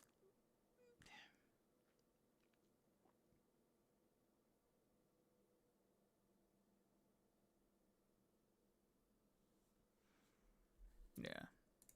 Okay, so let's move on. Let me actually keep the screen on right here. And switch it over to Toys Metaverse. Because LPZZ / UP Find Yours has dropped not only new photos, but also launching full-blown the pre-orders for their Arkham Knight. As mentioned by myself in my Deathstroke review, there was that little insert inside of the box that teased that the Arkham Knight was going to be their third figure in that wave. Their upcoming, practically, they're not only the third figure in that specific wave for Arkham Knight, but also for the entirety of the LPZZ UPF brand. Their, I was gonna say sophomore outing, but no, that would be third. But junior outing, just the third figure. And I said that this could definitely be another way to kind of flex what they've been known for recently, which is regarding like paint applications and sculpting for like armor and pieces and things like that. And finally, we got not only new photos, but whenever you see these white bars with the logos and the legalities and stuff, that's when you know that pre-orders are just around the corner. These photos technically went up last night, but it was this morning when I woke up that I found out that pre-orders were already live and available through storefronts like Toys Metaverse, Bombas Bee, and Gundammit. Gundammit. I'm likely going to be putting my pre-order down on Toys Metaverse because that's where I've been putting out... Well, actually... I don't know. Because part of me wants to do Toys Metaverse, but another part of me kind of also wants to do Bombas Bee, as shown off here. The NRD is $10 lower, but obviously you're just going to have to pay for it later when they charge the full amount. My question is just, who is quicker? Because I got to be honest, Toys Metaverse, they pack figures and ship them very well in terms of like the handling. But Bombas Bee, from testimonials that I've been reading on the LPZZ subreddit, or even the InArt subreddit, because they also handle InArt. Speaking of which, stay tuned. But when it comes to these two storefronts, Toys Metaverse and Bombas Bee, I've been seeing more and more people mentioning in their experiences posts that Bombas Bee is actually a little bit quicker. They're getting things sooner. So should I do Bombas Bee or Toys Metaverse? While you guys give me a hint as to what I should do, let's go through some of these photos. You got a layout of not only the figure, the base. It's funny because this time the Arkham Knight nameplate there at the front that I've always kind of complained about actually kind of makes sense this time. But you also got the red Arkham logo there, the accessories, and then a little piece that before... When I saw this, I was like, "Is that a lollipop? What is that? What is that?" And then it dawned on me, oh, it's the rocket with the smoking effect to then plug into the launcher. That is sick. And they actually sculpted the hand on the launcher already so that it's firmly grasped on top of the rocket launcher that he utilizes. That's pretty sick. So naturally, they have two figures here to kind of demonstrate how you can swap the pieces to make them look like, spoilers, for either Arkham Knight or to make him look like the Red Hood, as he did in the brief stint that he appeared in at the end of the core main game. Not counting the DLC, because if we count the DLC, we're then looking at a completely different outfit. One that I think they hinted at, right? That they showed off as a prototype. The actual proper Red Hood with the jacket and the coat and all that. And the hood. Here he is with the Jason Todd head sculpt, taunting Batman. And trust me, it does look pretty neat. We get some slightly closer looks at, like I said, some of the sculpting going down on the buckles and the paint applications there, where you can see literally like 3 or 4 colorways, 5 with the blue, on this torso part alone. That looks delectable. Like, one could get hard just looking at that. Another shot of him aiming when he first gets revealed. Him with the sniper. Like I said, from that first appearance that he has with the red helmet and the pieces. The two signature guns that Red Hood is known for. Donning them like that. That looks sick. That looks good. There's that one right there. I even like the little detail of the little circle right here. That's constantly the little reticle that's moving within his helmet. And then him jumping down like he does when he ambushes Batman as the Arkham Knight. And also, as I go through these photos, there was one complaint that I did have that thankfully looks like it might have just been a case of bad lighting. But I'll point it out right now as soon as the photos are done, which they are now done. Cool. And it's funny because how this pose on the left side kind of throws it back to that tease they did right before Chinese New Year. That pretty much points out what I was saying before, where this looks like a huge flex on LPZZ's part, UPF's part, to showcase what they can do with paint apps, with sculpting, and most importantly, masking and hiding articulation joints with a character that's already armored up the ass. Like, you can easily hide joints. They're a little bit more obvious when looking at from the back, specifically around the knee joints, and even a little bit on the torso and the elbow and the leg. But then over on these other shots, they're practically invisible. But the initial qualm I had is that I don't know if they're like different pieces or I don't know what's going on, or maybe, like I said, maybe it's a case of bad lighting. But the only criticism that I was going to have, judging by just visual fidelity alone, was that the guns, the pistols, the smaller pistol, because I can tell that the two on the leftmost side, the middle one and the leftmost one, are a specific size, and then the smaller one is over on the right. The smaller one is like the sidearm, and then the two bigger ones are like the Red Hood ones. So that's pretty cool that there's a size to kind of tell which one's which. And then the sniper. But those weapons specifically, they looked a little too chromed out, a little overly shiny. So I was about to complain about that. But then when you get to these other shots, they don't look that way. They actually look a little bit more matted and, muted down. Like right there, that sniper like is not glistening whatsoever. So I'm hoping that it's just, and right here the pistols look good. Then going back to this one, not overly shiny. So like I said, hopefully it's just the lighting looking weird, because with a character like this, you got to make sure that the chromed out guns don't stand out too much, because then it's gonna look a little too toyish. Whereas here, the face sculpt looks awesome. You even got the J that was scarred in there. And then going back to the shot, like I said, you got the basically three helmets overall. The pieces to be able to swap out to make it look like it's now the Red Hood for the red pieces. The weapons, the different hands. Not going overly crazy with the hands. So, what was his name on the 3POA podcast? Doesn't have to complain about this. And then the rocket launcher with the rocket and the smoke effect behind it. That looks dope. I could have sworn I saw a shot. It's not here. Let's see if Bombasby has it. Where he is launching. It's not here. Or maybe it is. Here we go. Ooh, these are more. We got more over here on Bombasby. Damn, I should have checked.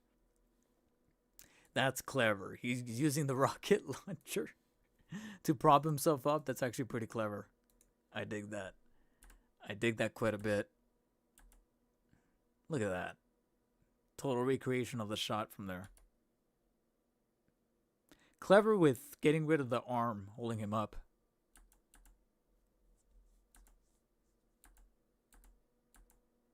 But there was one. Oh, that's another one too. Where he ambushes him.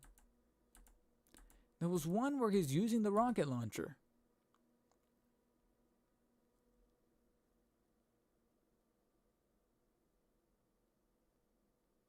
I think Toys Metaverse is quicker for US Coast.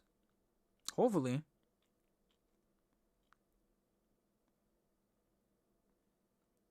Depends on how fast you put down the pre-order too. Yeah, and that's the thing. I think pre-orders went live like at 6 in the morning, maybe 5 in the morning, and by the time I wake up, I'm like, I could already end up being like second batch by that point. No, did I miss it?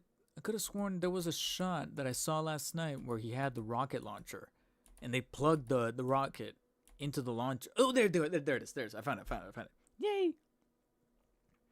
Yeah, so see, once it's plugged in, it actually does look pretty cool. Yeah, and I gotta be honest, that was gonna be my only complaint, is the chrominess of the guns, but it looks like maybe it was just bad lighting on that shot, because every other shot since, especially these are a little unfair, because even though it looks badass, it also looks very doctored, so I don't want to go off of those images. These images right here, I don't want to go off too much, because they're trying to match the cinematography of the background to it. So it looks badass, and I do appreciate the artistry of splitting him down the middle there, but at the same time, I'm like, those are bad to rule on. These are a little bit better. But yeah, this one right here.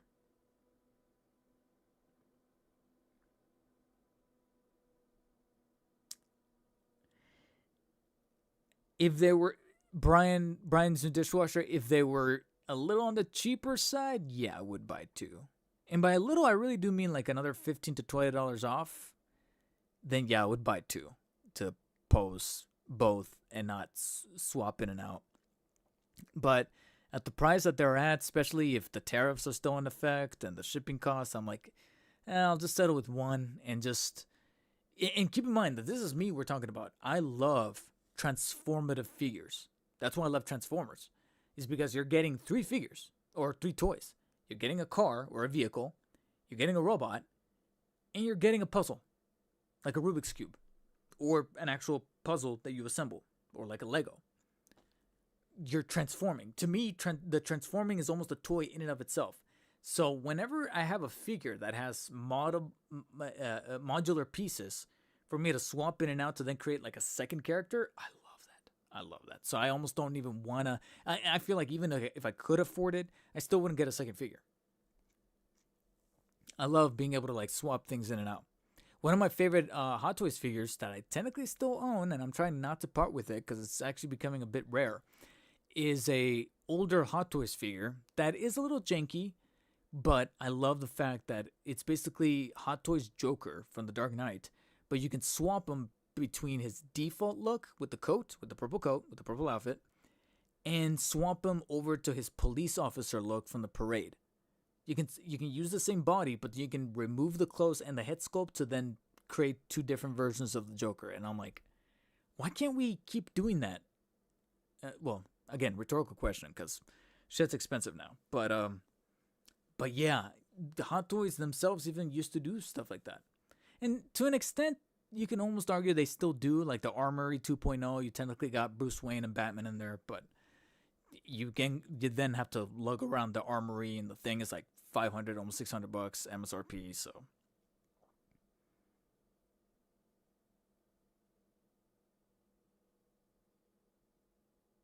oh yeah, and CM Brock, you asked the same question. Yeah, am I getting one or two? I'm just gonna stick with one.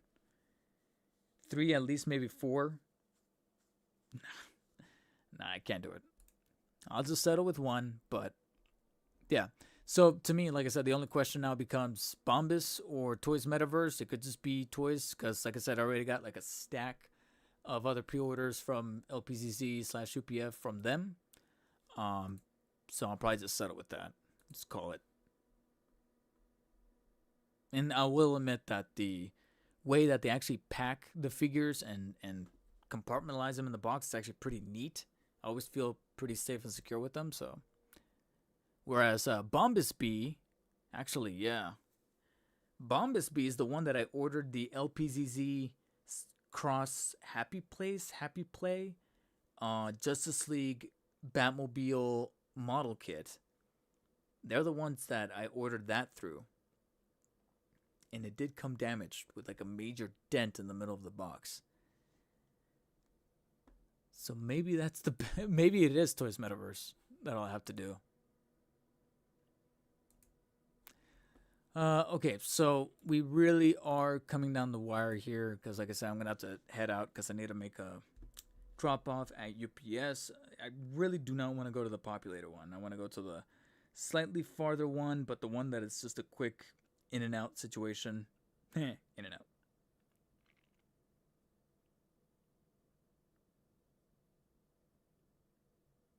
Close at 6. Yeah, 31 minutes. 31 minutes to get there, but then only 25 to get back. Okay. Just in time for dinner. You really are the most devious bastard in New York City. Anybody watch the Oscars?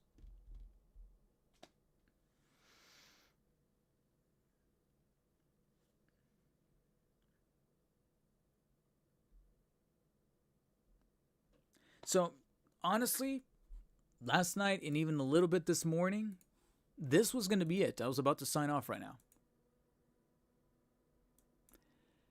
But it turns out that InArt themselves, who I believe to be somewhat of the direct competitor to LPZZ in the 1/12th market, decided to show some stuff off at a Hong Kong event. I can't remember what the actual event, the name of the event is, but it's located in Hong Kong.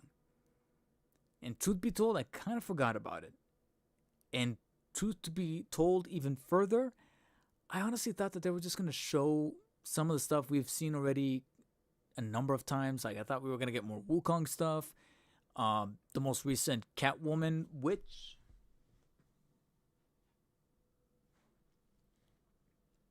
I do have. Shout out to InArt. A little late, but I got my unit of the InArt Catwoman. I actually intend to film this tomorrow.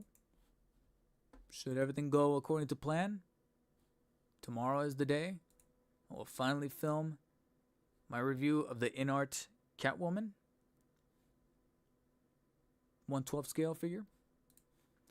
But I honestly thought that at this Hong Kong event, we were going to just see more of this, more of the Christian Bale, maybe the Arkham Origins and the Red Death. The Red Death and the Arkham Origins once again. I literally just thought that it was just going to be that. But lo and behold, they said, nah, we actually got a couple of other things to talk about.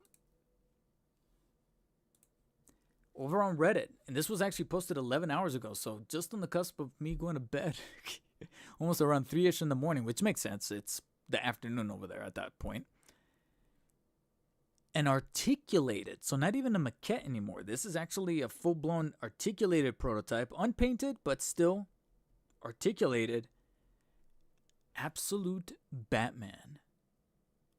So now we're moving up. Now it's not even a little statuesque type thing. Now we got actual articulation cut into the plastic. So that's absolute Batman.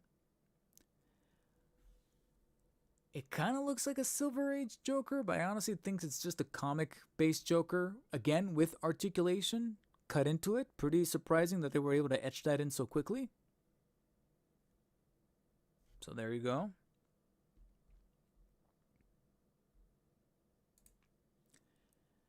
I believe Dark Knight Returns Batman, again, also articulated, no longer just a maquette. Unpainted, but still looking very, very nice, especially with that facial expression and the little wrinkles of the outfit. Alex Ross Superman. I was about to say Kingdom Come, but it's not because of the traditional symbol he's got going on right there on the chest. Also articulated. Not sure how I'm feeling about the symbol bleeding across the torso piece there. It's going to be like pointing out that I'm deathly scared that when it comes to crunching, they got to rubberize this. Because if you crunch it and that thing breaks from within, I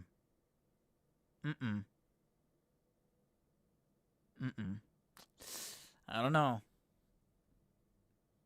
Along with the little eagle there. White Knight Batman. Pretty interesting that somebody else is tackling White Knight.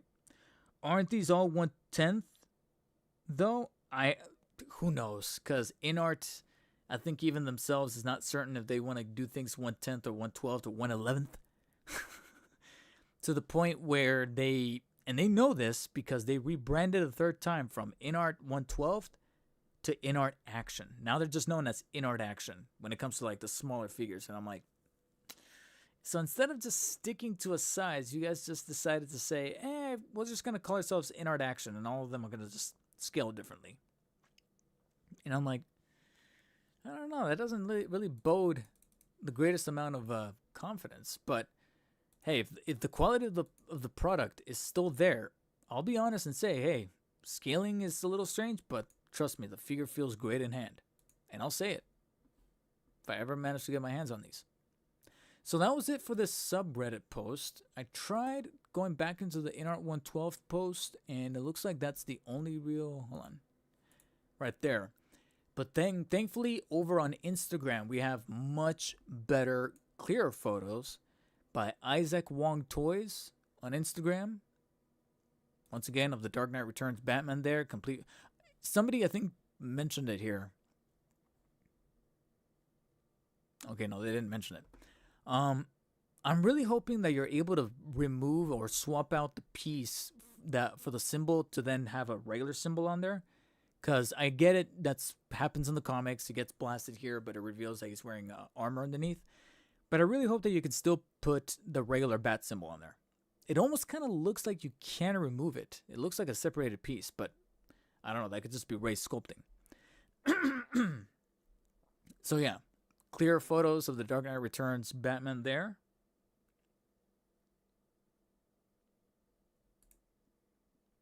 Another sharper, brighter image of the absolute Batman. Hey, look at that. Somebody's actually making an absolute Batman. Oh, that's his next post. I have to keep doing it like this. There's the Alex Ross Superman who's packing heat. I just noticed. Goddamn. White Knight Batman, pretty much same pose, but from a different angle, slightly different angle. A little worried about the shoulder cutting right there. Might be a little egregious, but we'll see. Again, these are prototypes. Plenty of room for reworking them, and pretty surprised that we went from was it Wonderfest? When was Wonderfest? It was earlier this year, right? In like January, where we had a bunch of prototypes that were just statues, and now here we are just 2 months later, maybe 3 months, or was it in December? It was either December or January, so somewhere around like 2 or 3 months, we went from just basic statues, just standing like this, stilted, with nothing, except just the proper sculpting, and now they're full-blown articulated. They could be a little on the janky side, because it looks like we have quite a bit of a gap here on the knee, but again, unpainted prototypes, still plenty of room for them to fix it. It's fine.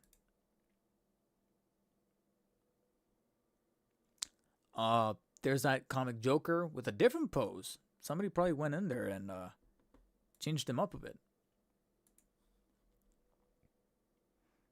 Really liking the detail of the hair kind of curling right here. That looks like it could be, as the kids say these days, fire. Curious to see how they're going to work these swivels on the legs, because that might stand out. So that's going to be very dependent on paint to make it blend as well as possible. But everything else looks nice. Closer look at the molding of the sculpt for the White Knight. I'm genuinely surprised by how close he got. It's funny because this looks like a QC problem from the sculpting because it's a prototype, but it almost kind of looks better on a character like Absolute Batman because it gives a rustic look to the outfit that actually kind of works. It's weird. But yeah, the armoring there. Yeah, but that's the thing. A lot of these shots were just the figures that we saw already from different angles. What we didn't see before, though, is that we're getting an in-art Bane. Perfect timing to go along with that Catwoman I just showed off and the Christian Bale Batman. And we technically have seen this before. But now, fully articulated, holding the mask, which is also something that's going to be a point in my review. Why the mask is now present here, even though Catwoman came with her. Came with the broken cowl. Kind of strange. But, yeah. He might come with it as well. Or maybe he might come with, like, a bonus hand that already has it sculpted. So you can hold it by the top here and it stays. That probably makes the most logical sense. That's probably what they're going to do. They're going to come with a pre-sculpted hand that's already holding the cowl. Because the cowl over here with Catwoman is loose. So to change it up and not just recycle the same piece, that would actually be pretty clever for InArt to just have it be grafted onto the hand, and that's just simply a bonus hand with the cowl holding it from the top. Anonymous Throne, welcome to the stream. So that would be nice. But in terms of like the wrinkling of the pants, that looks awesome, especially right here, this pocket. It looks like it's actually kind of curved and lifted. Gotta be honest, the physicality actually looks a little bit more, this might be a hot take, but I think this might be the best. Actually, I kind of take it back. The head might be a little on the bigger side, but maybe it's because he's scrunching. Actually, no, I think that might be good. Because I gotta be honest, I don't know, the Hot Toys 2.0 Bane that I reviewed, despite looking very realistic, I honestly do think he's a little too big. I don't remember Tom Hardy being that big in that movie. And then, of course, you got McFarlane, Mayfix with their iterations. This might be the best one proportion-wise. Even have some wrinkles on the brow sculpted in there. This is looking pretty nice. Pretty nice. And then Two-Face. That looks dope. Do we have a closer look? Yes, we do. And of course, a very huge make or break is going to be the burnt half of the face. That's what I'm looking at. And so far, sculpting doesn't look too bad, but I feel like this is the kind of character that really is kind of make or break with the paint. Because I'm looking at the sculpting for the inwards parts right here, and it looks kind of quote unquote bland, but I feel like that's because unlike clothes and unlike like armor or anything like that, when it comes to like ligaments and things like that inside of his face, that's all carried by paint. You got to make sure that you can actually see the line, the muscle fibers kind of stretching and the teeth inside. That's a very paint driven thing. So that's something that we're simply just not going to be able to comment on until we finally see a painted prototype. Same thing with the eye. If anything, maybe the eye could maybe be pulled out a little bit more to look a little bit bulbous like it does in the movie. Because here it looks a little too pushed in to where it looks kind of almost natural, which is not what it's supposed to look. The sculpting, though, and the etching on the burnt part of his suit, though, is really immaculate. That's really done well. I could see that right there. Got some of the veins on the... I'm sorry, the nerve endings on the hand. And then the hair. So how that likeness to Aaron Eckhart's going to come out, I don't know. It's a little difficult to tell from this angle. Right here, you can kind of make it out, but it's a little far away.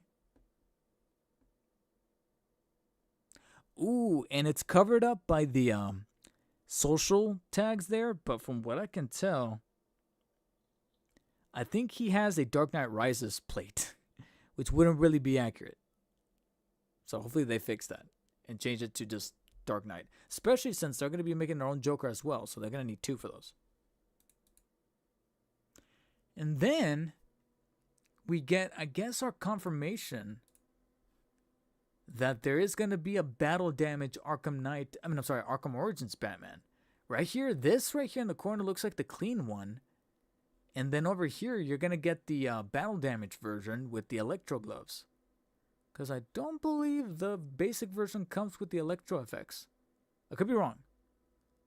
But yeah, I remember hearing a rumor that they were working on a battle damage version. You could even see a bullet hole on one of his shoulder plates.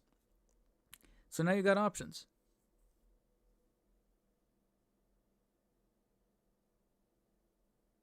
But, of course, whether there's a battle damage version or not is probably not the biggest topic of discussion with this guy. The topic of discussion that rocked the boat with this guy was the scaling. Because people were not happy that the scaling was off. Like somebody, who was it? Skelly Bones mentioned that he pretty much turned out to be 1/10 instead of 1/12. And people were like, why is he so massive? So, yeah. And then, okay, here we go. So, mostly just more Wukong stuff, but then it's capped by the 2 currently released in-art action figures. The Christian Bale Batman and the Catwoman. Both of which I now officially own. Nice. Posed together well there. They didn't show off their Joker, which I thought that was kind of interesting. Because they had the sculpted Joker in the past with like the coat. But now he was not found unless he's currently being worked on for articulation. And then right here, this is the event. I like I said, I don't see a name, but I just know that it's in Hong Kong, Nathan Road, Sino Center, March 21st to the 22nd.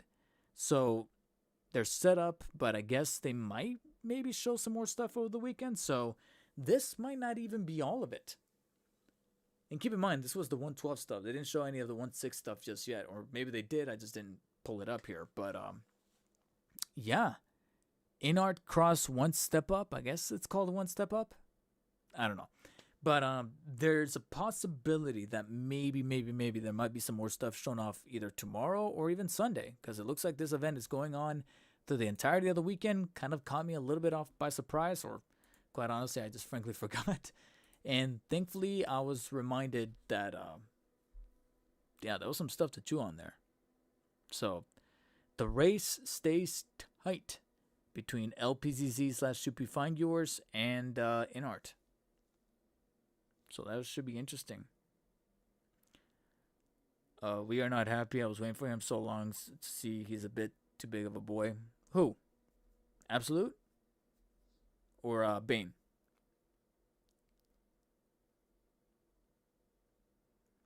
Winterfest was last year? Yeah, it was like December, right? Still, that's a quick turnaround time to go from like the sculpted, non-articulated prototypes, maquettes, concepts, And now we got full-blown articulated prototypes. So I was like, all right. Still looking for that Bale accessory pack. Yeah, I think they were like saying, InArt was saying that there was some stock going to be available in person at that event. But I personally also kind of gave up on that. I was like, yeah. Because right now the only real way to get it is to get it in aftermarket. Oh, the Origin's Bane? Yeah. Who knows? Maybe they're tweaking that right now. Maybe the one that they were teasing there in the corner, maybe that's the fixed one. I doubt it.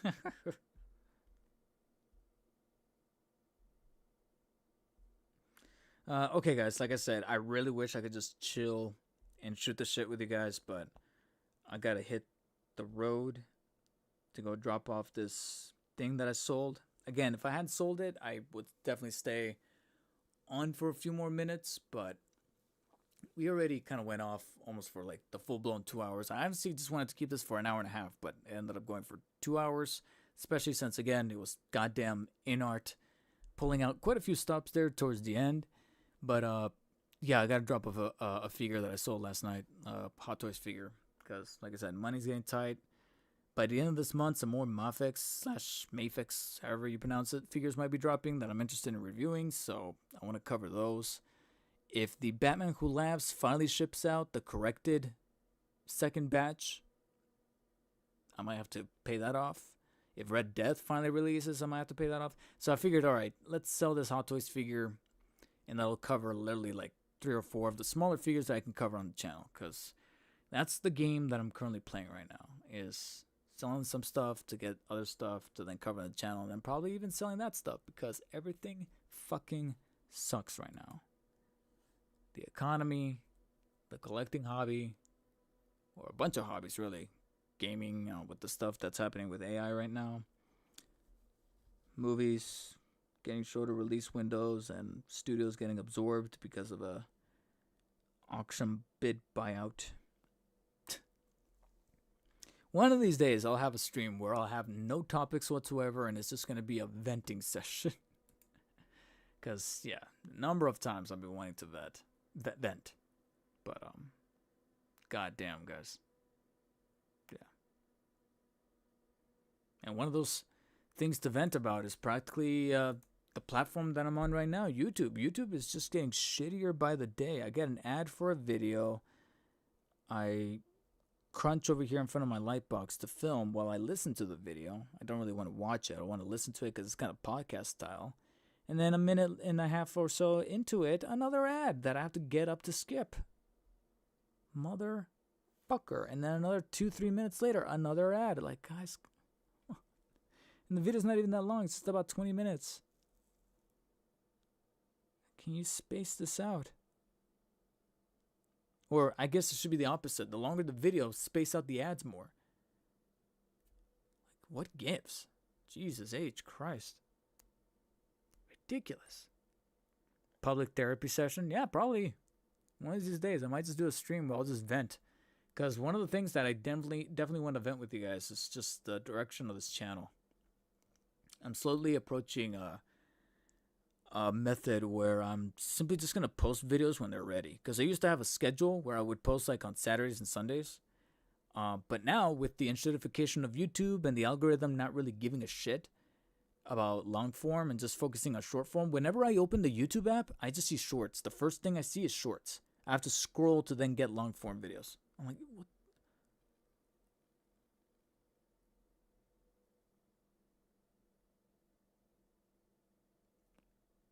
So what am I doing? Because I'm not making shorts, I'm getting punished? I don't have my own people to like cater to? All right. So since the algorithm's not caring, then I should care even less then. And one of the things that I'm kind of phasing out is a regular schedule. I'm still going to stay consistent, obviously. But in terms of like, oh, I got to get a video up by either Saturday or Sunday of this week. I'm like, nah. The video's done when it's done. Like, I'm tackling a very huge 45-minute video right now that requires quite a bit of footage that I don't think I could get done by Saturday and Sunday. But then, I think it was yesterday or the day before, something finally snapped in me. I was like, why then? Just put it up when you put it up. Like, literally the day that you finalize it and you put the finishing touches on it, render it and upload it the next day. Whether it be a Tuesday or Wednesday or Friday, fuck it. Or it lands on a weekend, then post it. I'm like, you know what? I think I might just do that. Less stress. I'm not killing myself over here, not making myself any more constipated. Yeah, that might just be it. The only reason why I'm filming the In-Art Catwoman tomorrow is because obviously on the weekends my parents go out to eat at a certain time. And that's when I film, because then the house is quiet and I can film. But outside of that, the video will then go up when it's ready. The day after I finish, like I said, editing it and rendering it, then it'll go up. If it's in the middle of the week, it's in the middle of the week. You know, whoever wants to watch it eventually will watch it. Because now if the algorithm is treating me like shit, then why should I care like that? Post on your own time, let yourself relax, yeah. Like, why am I stressing out something that's not even my full-time job anymore?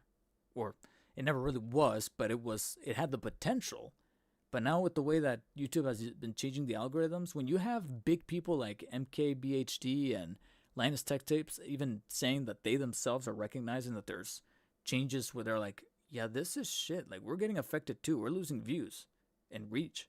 It's like, okay, then why am I even stressing myself out? And why do I even consider myself to be able to reach levels of like full timiness of making this full time? Because little by little I'm starting to etch that out a little bit. It's technically still possible, but I don't think it's as likely as it was like 3 or 4 years ago.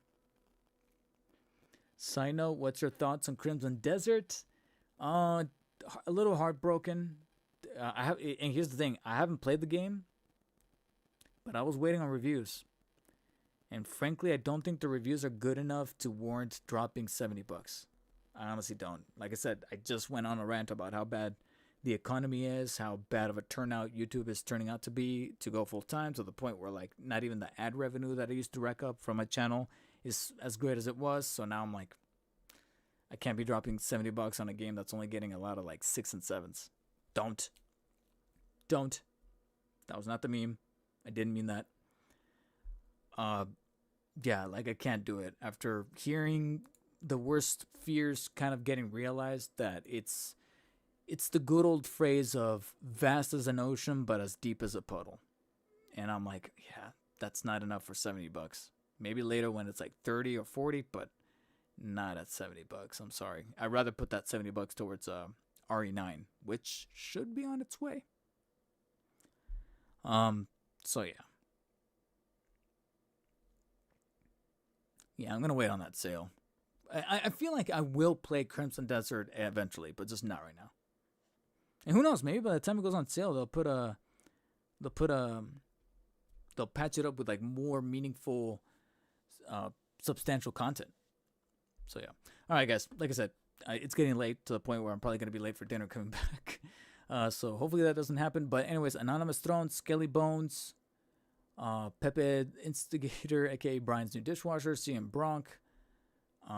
Who else was here? Of course, JM Herrera, Jason's Electric, Tony Kayat Official, Big Rib. And the chat was actually populated enough that, and Big Whopper, and anybody else who might have caught the stream and did not watch, did not comment and simply just lurked. I appreciate you watching anyways.